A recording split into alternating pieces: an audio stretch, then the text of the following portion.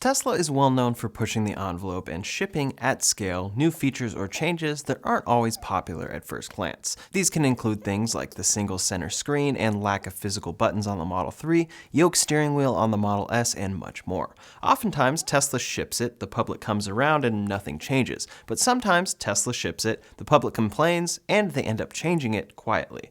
Today, we're going to talk about 10 times Tesla was wrong and fixed it, so let's get into it, and a special thanks to Morning Brew for sponsoring this video. Elon Musk is always looking into the future, and for the most part, this is what keeps Tesla ahead of their competitors. They can see issues on the way or see the direction a technology is headed and start making the right moves to be prepared ahead of that change as opposed to reacting to it.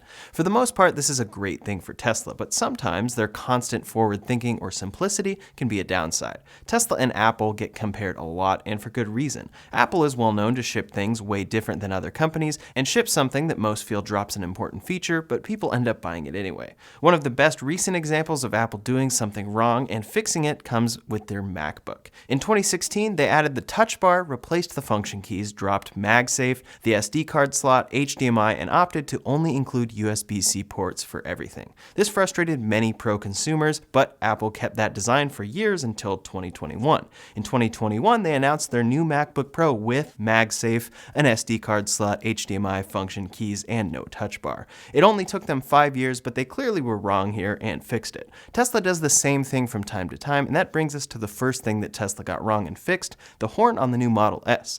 The new Model S and X come exclusively with a Yoke steering wheel. This has drawn a lot of controversy, but as we're seeing from most owners, and I've experienced myself, once you get used to the Yoke, it is not a big deal at all. It takes a couple of days, and then once you get used to it, especially with the power that these cars have, it makes a lot of sense. Even the touch-sensitive buttons on the Yoke are something you get used to without much effort. The blinkers become a habit and are easier to reach than a stock, but the one touch button that makes zero sense at all is the horn. Instead of a traditional horn like every car ships with, including the Model 3 and Y, Tesla went with a touch-sensitive small button at the top of the right side of the Yoke. It's a tiny button that's pretty difficult to touch, and it makes it tough to honk the horn when needed. I've had at least 3 times recently where I've needed to honk, and I had to really think and then aim my finger at this button instead of just being able to touch the horn.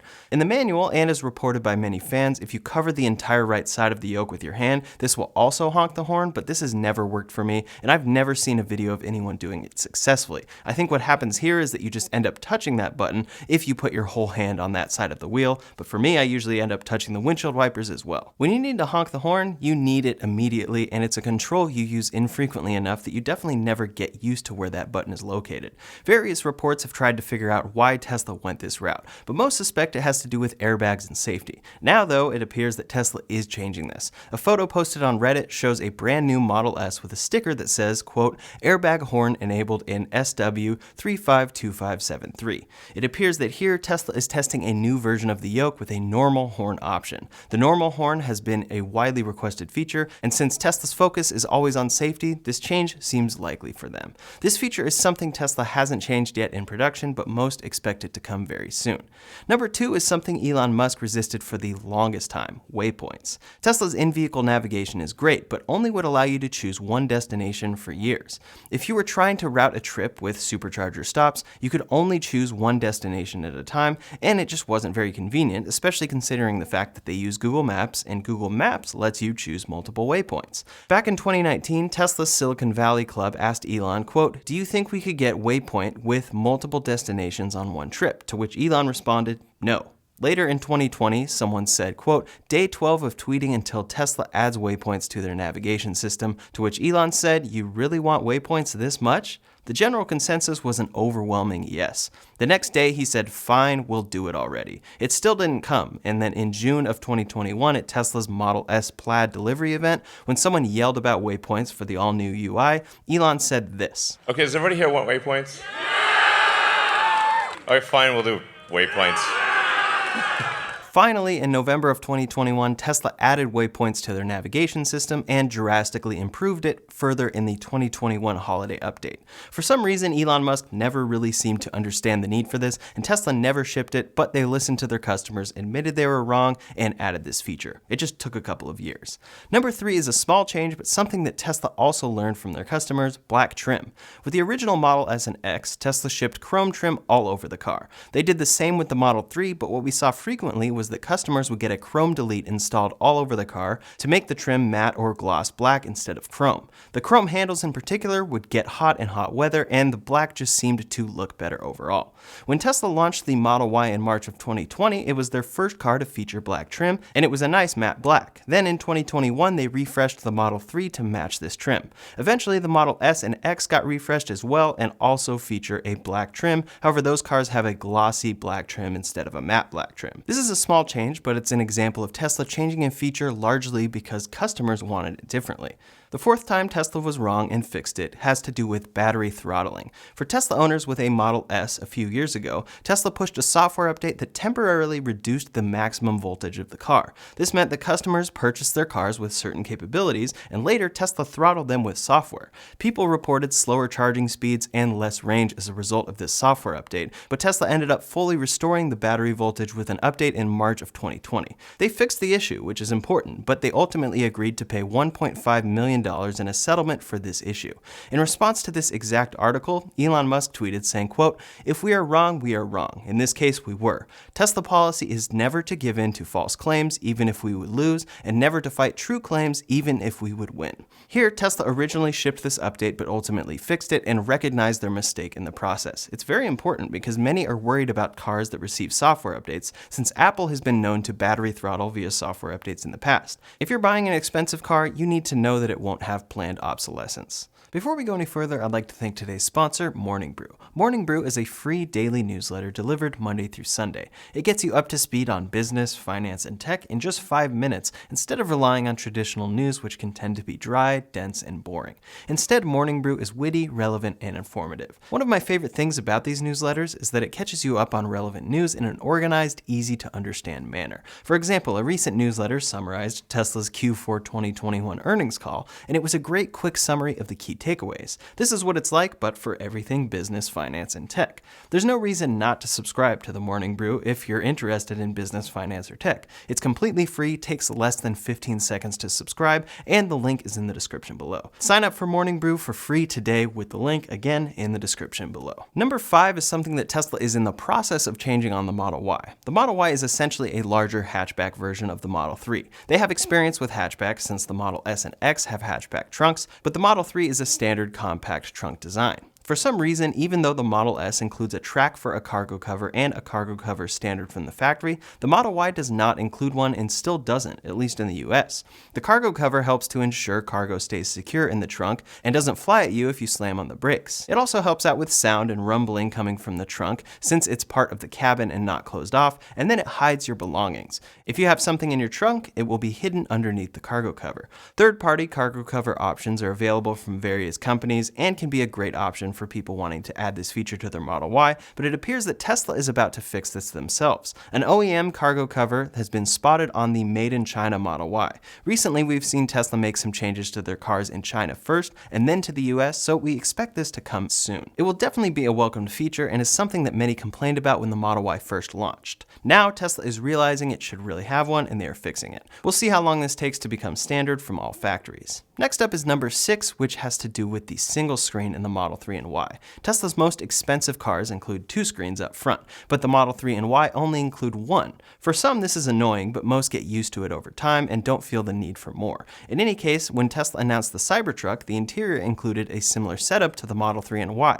It was a 17-inch horizontal display in the middle with no instrument cluster. This appeared to be what Tesla was going with on this truck, but since it includes a yoke and is a truck, many wanted more. Considering the competition in the truck space, Tesla would be the only one shipping a truck without an instrument cluster display, and it looks like they took note of this. In recently leaked photos of the Cybertruck prototype at Giga Texas, we can see an instrument cluster display up front next to the main display of the Cybertruck. Tesla is catching this before production and is making this change so that the Cybertruck will include an instrument cluster display when it ships. Number 7 has to do with Tesla updating their vehicles. Tesla doesn't like to do yearly updates, and at the same time, they have kept their vehicles largely identical to the originally launched versions. For the Model S, not a ton changed from 2012 to 2020 with that car, inside or out. Sure, there are plenty of small changes they made, but overall it looked the same. For the Model 3, which has been out since 2017, there are various changes you'll notice, but overall the body and interior look the same in 2022. Because their cars are so software focused and they constantly update their software, they don't see much need to change their cars too much. However, the Model S by 2019, 2020, and 2021 was starting to see some age. From the outside, it still looked great, but inside, the vertical integrated screen and many other interior design choices just didn't quite live up to the same simplicity and cleanliness of the Model 3. I know for me at the time, I would have rather purchased a Model 3 or Y because they just felt like the newer car. They were. In 2019, when asked about the Model S refresh, Elon said, quote, "There is no refreshed Model X or Model S coming, only a series of minor ongoing changes. Most significant change in past few years was to use high-efficiency Model 3 rear drive unit as S/X front drive unit. That went into production 3 months ago." Well, Tesla and Elon changed their mind here, clearly. It seems they finally realized that the Model S was feeling dated and completely redid the interior front to back. They changed the main display to horizontal, added the invisible AC system from the Model 3, took away stocks entirely, added the yoke, added a rear screen for rear passengers, updated the CPU, added ventilated seats standard, and much more. This was a very smart reversal for Tesla. It seemed they thought the Model S could never feel outdated, but they realized they were wrong and fixed it by introducing this update. The 8th thing Tesla got wrong and fixed is something that just happened with a recall. Technically, Tesla is being forced to make this change happen, and many people would argue that Tesla isn't actually wrong here, but here's what happened. In Tesla's latest full self-driving beta in the hands of 54,000 plus people, there's an option to perform rolling stops. Technically, this is an illegal driving move, but something that almost everyone does when it is safe. In any case, NHTSA determined that it increases the risk of a crash, so Tesla recalled 54,000 vehicles to fix the issue. In the case of this recall, it was a software update that arrived nearly overnight to all of these cars, so the term is quite a bit extreme for this case. Number 9 is a feature that Tesla has gotten wrong, but many defended anyway, a heated steering wheel. Since Tesla is a California-based company, or at least used to be, they would get criticized a lot for designing cars that can't handle well in cold weather. The Model 3 and Y, as shipped originally, didn't include a heated steering wheel, and people would defend it, saying that even though it's an expensive car, competing with cars that have this feature absolutely standard, it just doesn't need it. Well, eventually Tesla came around to this idea and added a heated steering wheel to the Model 3 in early 2021. Later in 2021, they made this and rear heated seats standard in all Model 3 models, standard or long range. A heated steering wheel is a really effective way to keep your hands warm in freezing temperatures, and it uses less energy than only using the climate control. Tesla eventually came around and fixed this, so now all of their cars ship with a heated steering wheel across the board. When your base model, cheapest car costs $45,000, features like this are essential, along with things like a power trunk, which Tesla finally added to the Model 3 in 2021. Lastly, number 10 is something that many argue Tesla should have implemented years ago: multi-factor authentication. Your Tesla account holds a lot of power, especially since once you log in on your phone becomes the key to your car. You can do a lot of things with this key, and once you authorize it, your phone will allow you to drive without needing a key card, key fob, or anything else.